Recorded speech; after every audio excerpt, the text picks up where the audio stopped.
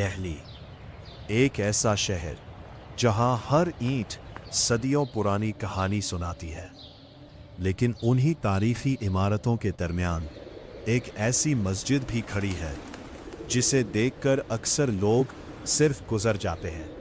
بہت کم لوگ جانتے ہیں کہ اس مسجد کو ایک مغل شہزادی نے اپنی زندگی کی سب سے بڑی یادگار کے طور پر تعمیر کروایا تھا، مگر پھر وقت نے ایسا پلٹا کھایا کہ اسی مسجد میں عبادت کی جگہ بندوقوں کی آوازیں سنائی دینے لگی۔ آخر ایسا کیا ہوا تھا؟ یہ مسجد کیوں تاریخ کے صفحات میں دب کر رہ گئی؟ اور پرانی دہلی جہاں مغل سلطنت کی بے شمار نشانیاں آج بھی موجود ہے، انہی میں ایک عظیم مسجد ہے، زینت المساجد۔ یہ مسجد لال قلعے سے زیادہ دور نہیں، مگر حیرت کی بات یہ ہے کہ یہاں آنے والوں کی تعداد دہلی کی دوسری تاریخی مساجد کے مقابلے میں بہت کم ہے، شاید کیونکہ اس کی کہانی ابھی تک دنیا تک پوری طرح نہیں پہنچ سکی۔ زینت النساء بیگم مغل بادشاہ اورنگزیب عالمگیر کی صاحبزادی، شاہی خاندان میں پیدا ہونے کے باوجود انہیں اقتدار، محلات اور شاہانہ تقریبات سے زیادہ نماز، علم اور خیرات پسند تھی۔ تاریخ بتاتی ہے کہ وہ اکثر اپنا وقت عبادت اور ضرورت مندوں کی مدد میں گزارتی تھی، اور شاید اسی لیے انہوں نے اپنی سب سے بڑی نشانی ایک مسجد کو بنایا۔ سن 1700 زینت المساجد کی تعمیر مکمل ہوئی۔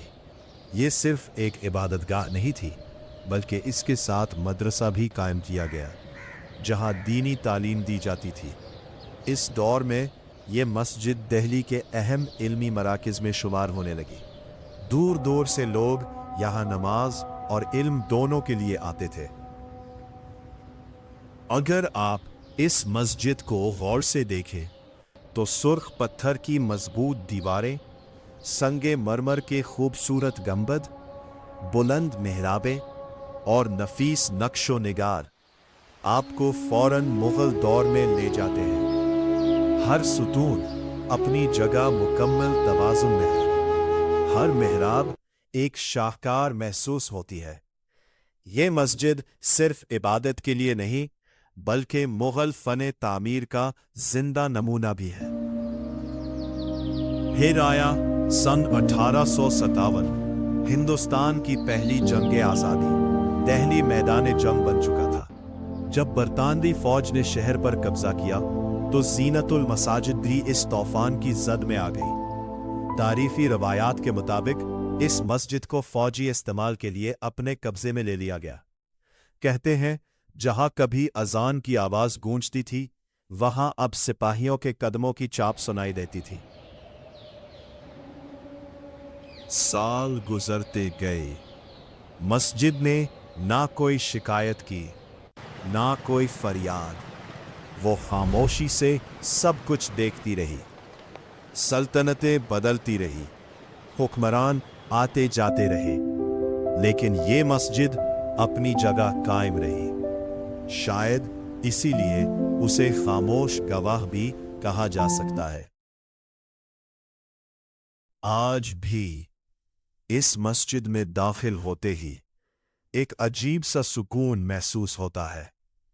ایسا لگتا ہے جیسے وقت کئی سو سال پیچھے چلا گیا ہو۔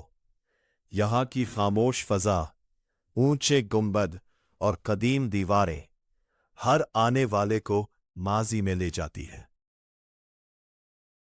زینت النساء بیگم نے اتنی عظیم مسجد کیوں تعمیر کروائی؟ انہوں نے شاہی زندگی سے دور رہ کر عبادت کو کیوں ترجیح دی؟ اور کیوں ان کی یہ عظیم یادگار وقت کے ساتھ لوگوں کی نظروں سے اوجھل ہوتی چلی گئی؟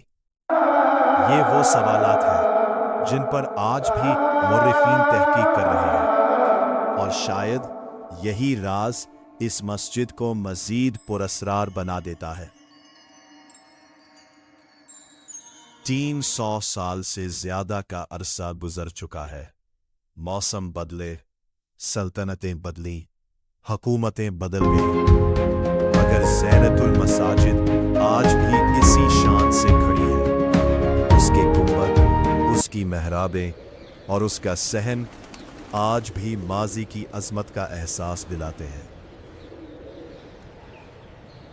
ज़ीनतुल मसाजिद सिर्फ एक तारीखी मस्जिद नहीं, ये एक ऐसी मुग़ल शहज़ादी की सोच की अलामत है जिसने इक़्तिदार से ज़्यादा इबादत को अहमियत दी। ये मस्जिद हमें याद दिलाती है कि इमारतें सिर्फ पत्थरों से नहीं बनती, बल्कि नीयत, ईमान और तारीख़ से ज़िंदा रहती है। और शायद इसीलिए ज़ीनतुल मसाजिद आज भी खामोश रहकर सदियों पुरानी एक कहानी सुना रही है। अगर आपको तारीख़ के ऐसे ही पुरस्कार मकामात पसंद है तो द हिस्टोरिकल लाइफ को ज़रूर सब्सक्राइब करें, क्योंकि अगली वीडियो में हम तारीख़ के एक और ऐसे राज से पर्दा उठाएंगे जो शायद आपने पहले कभी न सुना हो।